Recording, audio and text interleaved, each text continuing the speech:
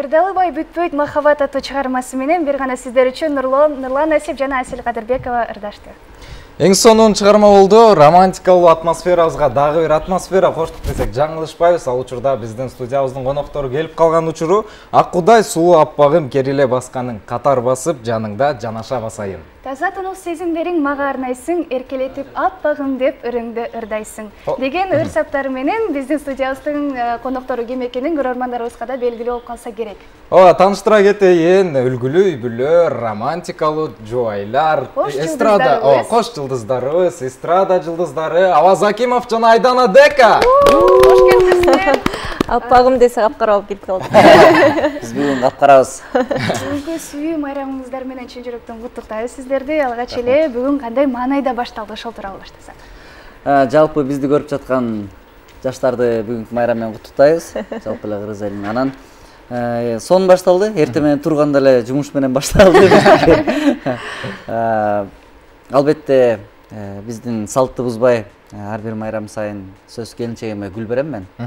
Ошол гүлүмдү берип жүзүнөн өп анан жумуштар менен кеттик. Эң сонун. Өзүмдөн айта кетсем, негизи эми бул эми көбүнчө жаштар майрамдайт. Биз албетте жашпыз. Биз дагы майрамдагыбыз келген, бирок бүгүн биз негизи ошо тескерисинче ушундай бир белгилүү мындай даталарда иштейбиз да. Ошондуктан бүгүн көбүнчө учурда иштедик.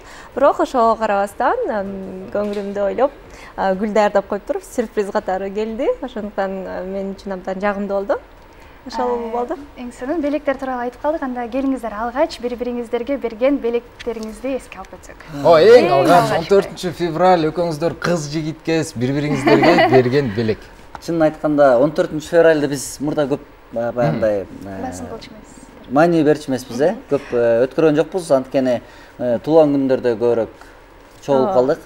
Ал эми 14 февралда эмнегедир мындай күндөгүдөй эле өткөрчүбүз. Негизи биз бул майрамды майрамдабайбыз. Эми канчалык бул азыркы адамдардын маанайын түшүрбөй элек, романтикалык бир маанайын түшүргүбүз келбей атат, бирок чынына келгенде биз бүгүнкү күндү тим эле майрамдабайбыз. 8 март туулган күндөрдү майрамдайбыз. Бирок дал ушул күндү эми мындай сүйүүбүздү арнап коебуз, жакшы сөздөрүбүздү айтып коебуз, бирок тим эле укмуштагыдай белектерди берип ушундай деле кылбайбыз. Анан белектер дегенде мен эстеп кеттим азыр дароо эле. Телефонду? Жок, айтпайбан, уже айтып, уже сени уят кылып бүткөм. Азыр башка мен уят болгонду айтып берем. Кыз жигит кезибизде жолдошумдун парфюмун көрүп калгам, Лакосте, жанакындай апапака, анан сыртына крокодил жабышып турган. Анан көрүп, мен ал кезде студент кез болчумун, көрүп. Сен оригиналын көрүп калгансың. Оригинал болчу. Анан себинип анан жок калыптыр деп мындай намек деле берген эмес, просто жок калыптыр деле акыркылары мынтип себинип атканын көрүп калганам, деп койгом ичимен ушундай белек бериш керек экен деп. Анан ал кезде мен өзүм кичинекей кызмын, анан оригинал, не оригинал дегенди көп билчү эмесмин. Мен негизи духи, парфюмга көп кызыкпайм, кичинекей кезимден бери эле. Анан кийин ошо өзүм бийге барчумун, бий ошо центрда болот, анан подземкадан көп өтчүмүн, вот СУМдун подземкасынан. Ошол жактан өтүп баратсам, ошол одеколон, парфюмду көрүп калдым, Лакостенечи. Анан көрүп эле подделкасын. Даже не знала, что это подделка. Өтүп барат эле көрүп, как раз Аваздыкы түгөнүп калбады беле, жаңы жыл келатты беле, же туулган күнү эле ишип, анда ушуну алып берип коеюнчу деп сурасам 300 сом деди. Арзан эле экен деп 300 сомго алып эле бактылуумун. Анан кийин пакетикке салып эле белекке бердим.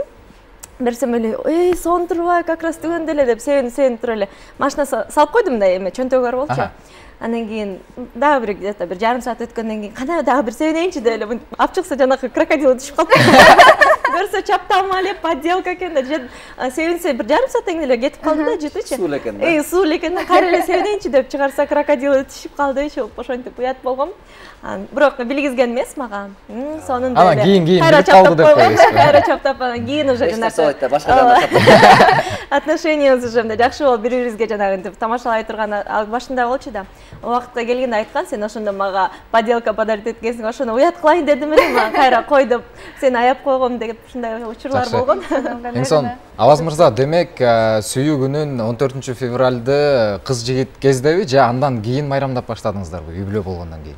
Жок, биз айдан айткандай эле биз негизи эле кыз жигит кезде деле азыр деле майрамдабайбыз, бирок кандай айтсам, эми бул күндү баягы эл менен чогуу эле сон маанайда өткөрүп койгубуз келет. Жана сүйүү күнү депчи, майрам деп элечи. Эң сонун. Баягындай салют-палют аттырбай. Бирок эми ар ким ар кандай жаштар аябай жакшы майрамдагандар бар. Бирок ушул күндү баягы атайын баягы отметкалап койгондо эле жакшы. Жакшы. Азыркы учурда эми жубай болуп, үй бүлө болуп майрамдап жатасыздар. Негизи айтат, үйлөнгөндөн кийин ортодо болгон махабат негизи балдарга берилет деп. Алаз мырза кандай карайсыз андайга? Ариана менен Лианага махабатыңыз Айдан айымга караганда күчөп бара жатабы? Эмне болот дейт? Менде эми 2 кыз да. Айдан менен 3. Үчөө тең эрке деп. Үчөө тең эрке. Анан албетте мен сүйүүм чексиз. Кыздарыма дагы, жубайыма дагы ар бирине өзүнчө сүйүү болот. Кудай буйрса силер деле турмушка чыкканда үйлөнгөндө билесиңер ал нерсени. Буйрса. Анан Ариана улуу кызыма өзүнчө бир башкача сүйүүм, Лиана кичүү кызыма башкача сүйүүм болот. Жубайыма болгон сүйүү башкача. Кыскасы менде бирөөсүнө сүйүү кетсе экинчисине жетпей калуу деген жок, баарына бирдей сүйүү тартуулап турам. Эң сонун берешен, мынакей берешен берешен баардыгы чоң жүрөктүү, ооба. Баардыгына жетишет, эң сонун. Анан кыз жигит кезде бүгүн көбүрөөк кыз жигит кезде эстебейлиби, Жаш кезде, чач белден кезде деп койбойсуң. Тамаша. Кандай кызыктуу окуялар болду эле, эсте каларлык, аябай. Кыз жигит Эми Негизи кыз жигит кезде аябай эле көп окуя болот, тем более биз экөөбүз почти 4,5 жылдай кыз жигит болуп жүргөнбүз. Кызыктуу окуялар көп болот. Кайсы эле? Келиңиз, анда сиздер кызыктуу окуяны эстей бериңиздер, ага чейин мен кийинки суроону бере берейин. Азыр бири-бириңиздерге таарынбайсыздар. Кандай болсо ошондой айтасыздар. Эң алгачкы алган Валентинкаңар. Алаз мырза, сиз жазган Валентинка, Айдан айым сиз алган Валентинка. Кайсы бирин айтайын эми? Менде чынында көп келген. Көп келчү. Мектепте эле коробканы ачканда ичинен эле 5, 6, 10. Сеники канча эле? Андан көбүрөөк айтпайбыз. Кыскасы сөзсүз ар бир Валентинкада баягы коробкадан келгенде аваз деп чынында көп эле алып чыгып берчи. Алындай жерде мындай бетим кызарчу эмес. Кыскасы Көнүмүш адат болуп калган деп. Мындай көнүмүш адат болуп эле деп келип алып койчубуз. Негизи биз Аваздын классташтары менен азыркы күнгө чейин сүйлөшөбүз, анан мага айтып берип калышат, өзгөчө кыздар айтып берет. Аваз ушунчалык бир мындай сонун бала болчу дейт да, баарыбыз жакшы көрчүкпүз депчи, мындай милашка болчу экен да деген. Ушунча жакшы көрчү, баягы кичинекей балада өзүмдүн классташ кыздарым деле келип алып бетимен чымчыгылашып эле. Өзүм деле кичинекей чакта аккордеон черткен видеосун көрсөңүздөр керек да, аябай жылдыздуу, ширин бала болчу экен да, анан ошон үчүн чоңойдуң да болду да. Анан ошон үчүн мен ойлойм, кыздар бизде деле мектепте ушундай балдар бар болчу да. Биз классташыбыз болсо деле улуу класстагы кыздар ийде эркелешип жакшы көргөнчү, ушундай сыяктуу элестетип койдум да жолдошумду.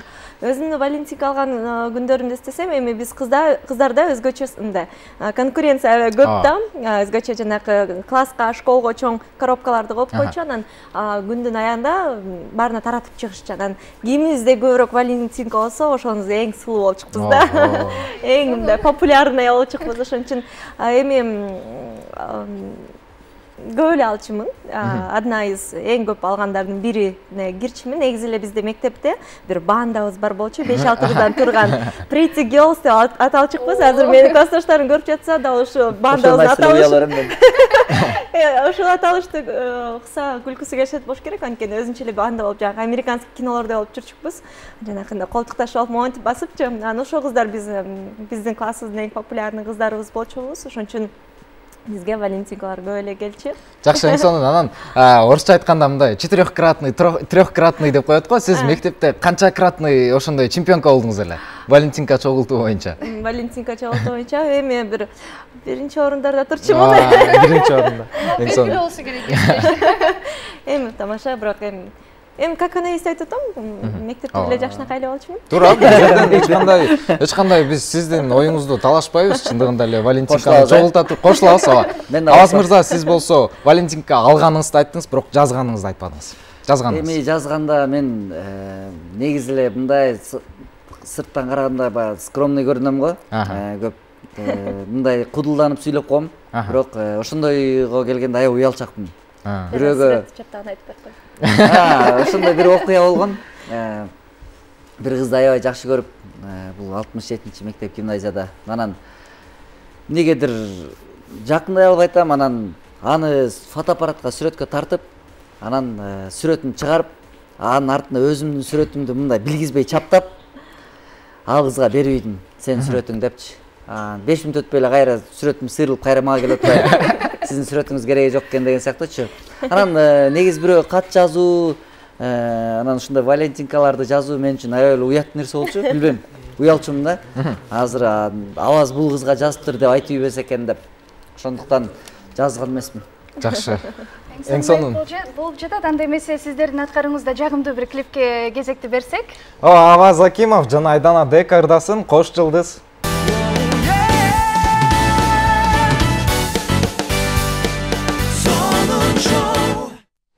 Сүйүктүү телекөрүүчүлөр, барыңыздарды экранга жакыныраак чакырабыз. Себеби мына ушундай романтикалуу атмосферада сонун шоу программасы эфирибизди алга карай улайбыз. Анда эмесе кесиптешкеле, көп убакытты созбостон бирден оюнга көчсөк. Келиңиз, Аваз мырза, азыр бизде оюн бар. Үй бүлөдө кандай гана нерсе болбосун, ар дайым кылдаттык менен мамиле кылыш керек, Азыркы биздин оюнубуз дал ошол кылдаттыкка тиешелүү. Бул жерде мынакей өзүңүз көргөндөй болттор турат. Болду. Столдун үстүнө коесуз. Коем.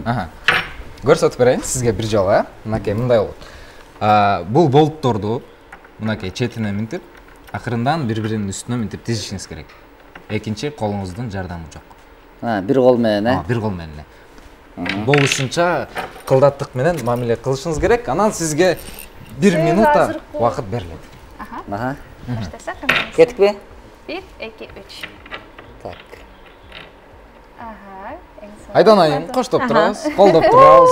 Аваз мырза да азыр үй бүлөдө бир адамдын эмес, 4 адамга мындайча айтканда өзүнө жоопкерчилик алып жаткан учуру.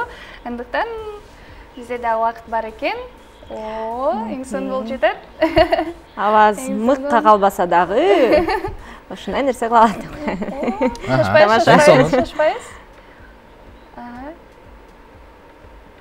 Опа. Кичине калды. 34 секунддун ичинде. 34 секунддун ичинде эң сонун. Түп-түз да кылган жокмун, көрдүңөрбү? Дизайн менен. Стильный кылып. Эң сонун дизайнерлик дагы. Молчап койсок болот керек. Дизайнерлик дагы өнөрүңүз бар экен, эң сонун. Анан кандай кылабыз, белегибизди берелик? Эфирибиздин соңунда берелик. Жок, азырлар коелаш. Унутуп каласың. Келиңиз, азырлап коелу. Анан бизде бүгүн жалаң гана сүйүү күнү эмес, китеп берүү дагы күнү. Андыктан бизден сиздерге китеп болсун, үй бүлөбүздөр менен биригип бир окуп коесуздар деген. Чоң рахмат. Чынын айтканда өзгөчө белек. Биздин библиотекабызга бир жаңы китеп кошулат экен, Ушундай нерселерди көбүрөөк белек бериш керек. Эң сонун. Алтын айым. Эң сонун, анда эмесе кийинки суроого кезекти берелик. Биз негизи сиздер үчүн жалпы сүйүү бул эмне? Бирден айтып өтсөңүздөр. Айтор. Эми бул албетте абдан чоң суроо. Жанагы бакыт деген эмне, сүйүү деген эмне деген суроого келгенде эле ар дайым кандайдыр бир мындай өтө философствовать этким келип кетет да. Бирок эми сүйүү эми 3 сөз менен. Ар бир доордун өз сүйүүсү бар да, кыз жигит кездик. Эгерде биз ушундай жеке жашоодогу сүйүү жөнүндө айта кетсек, анан албетте ата-энеге бар, туугандарга бар, бала чакаңа бар. Именно мындай эки жаш, эки түгөйдүн ортосунда сүйүү жөнүндө айта кетсек, ар бир доору бар, кыз жигит кез, анан жаңы үйлөнгөн кез, ата-эне кез дегендей. Ошо ар бир доордун өзгөчө бир сүйүү бар экен. Анан эң өзгөчөлүгү деп айтсам, бул сүйүү жылдан жылга күчөйт экен, чоңойот экен. Ошол нерсеси менен өзгөчөлөнүп турат. Ошондуктан сүйүү деген бул өмүр бою сүйгөн адамы менен бирге болуш деп ойлойм. Аваз мырза, мен ойлойм, Айдан айымдын сөздөрүнө толугу менен кошулат болушуңуз керек. Жооп бербей деле койсом болчу. Жок. 3 сөз менен сүйүү сиз үчүн бул? Эми сүйүү биринчи ишенич. Бактылуулук. Бактылуулук. Анан албетте ошо үй бүлөгө үй бүлө. Эң башкы. Эң сонун. Эң сонун. Анда эмесе бүгүн ушуну менен биздин сүйүү тематикада романтикалуу кечүү соңуна келип жетти. Тилекке каршы сиздер менен болгон. Анда эмесе сиздерге эркин микрофонду узатабыз. Жалпы бизди көрүп жаткан көрөрмандарга жана ошондой эле бизди көрүп жаткан айылдагы ата-энем туугандарга, бул жактагы ата-эне туугандарга баардыгына бизден ысык чоң салам айтабыз. Баардыгыңыздарды бүгүнкү китеп берүү күнүңүз менен чын жүрөктөн куттуктайбыз. Эч качан оорубаңыздар. Жалпы эле кыргыз элим оорубасын. Бөдө кырсыктан алыс бололу. Баарыңыздарды жакшы көрөбүз. Ооба, албетте кошулам. Анан албетте бүгүн сүйүү жөнүндө сүйлөшүп жаткандан кийин ар бириңиздерге тунук сүйүү каалайм. Сүйүү болбосо албетте мен ойлойм жашоо болбойт. Ар бир адам сүйүп жашаш керек. Кайсы жашта болбосун, ошондуктан кичинекей балдардан баштап улуу ата-апаларыбызга чейин чынындагы сүйүү каалайбыз. Жубайыңызга болобу, небереңизге болобу, балаңызга болобу, иши кылса ар дайым сүйүү жашасын, эң негизгиси тунук болсун. Сүйүү дүйнөнү сактайт. Ооба, эң сонун сөздөр болду, Анда эмесе сиздерди сахна төрүнө чакырабыз. Бизге жаңы чыгарма менен келип калдык деп айтып калдыңыздар. Анда эмесе сиздерден бир чыгарма сураналы.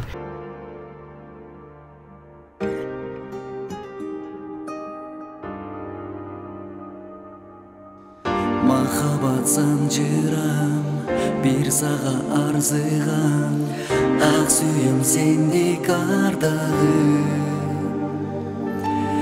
Серпилип кыялдай, сезимди кыялбай, өзүмдү сага арнадым. Сүйөмүн мен сени жаным, сүйгөнүм мени арбадым. Ардагым келчи сен мага, бир болуп жаным.